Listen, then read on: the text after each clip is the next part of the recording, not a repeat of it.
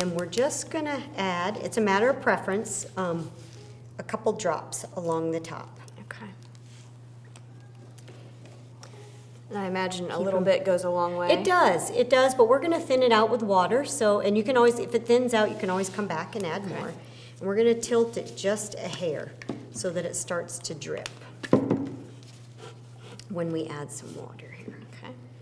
And then you can just mist it and then tilt it a little more. And what'll happen is it'll start to run down the board.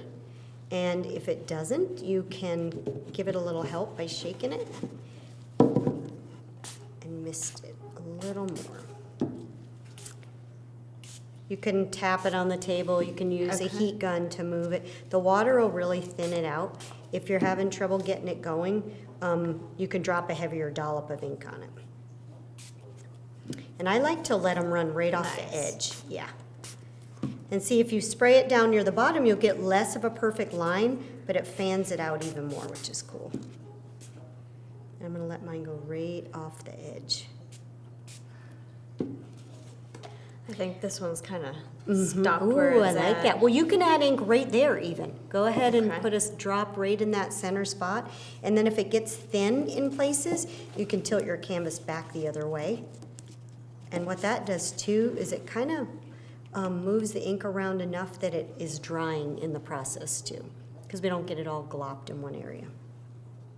Okay, so now our collage pieces are dry, right? And I thought it would be fun to start building up an element of dimension. Okay. So we're gonna try something with our stencils using this really neat whipped spackle. It's almost like an air fluffed modeling paste. And it works great to use through stencils because you get not only the shape, but you're getting some elevated texture. So we're going to use a palette knife to pull this through. And you're gonna wanna try, if you can, to do it in one sweeping motion. So for me, I try when I'm using a stencil not to worry so much about using the entire stencil, but by just sweeping across it in some place. So you'll want to try, it's kind of tricky because you want to try to hold it still so you don't go up under it, and put the knife down and drag it toward you in one motion.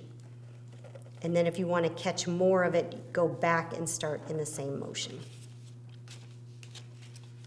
And then you can even use your scraper after that and go back over it. It's going to clean off what's on top for the most part and make it a little easier to raise your stencil.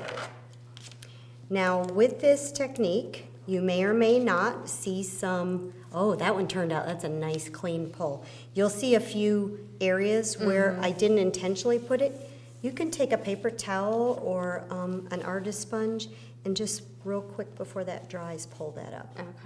Now this paste would normally take longer to dry than say sponging paint through a stencil, but because we're applying it thin like this and scraping it, it's gonna dry pretty quickly.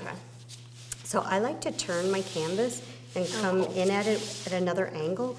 And you can use multiple stencils. You can stick with a cohesive shape.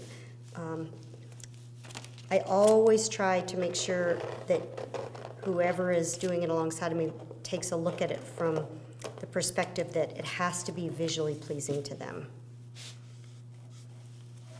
And sometimes you'll get a little corner piece or part of the stencil that you like, you know, a half image or a portion of something. But I like the contrast that we're able to get by using the white paste this way.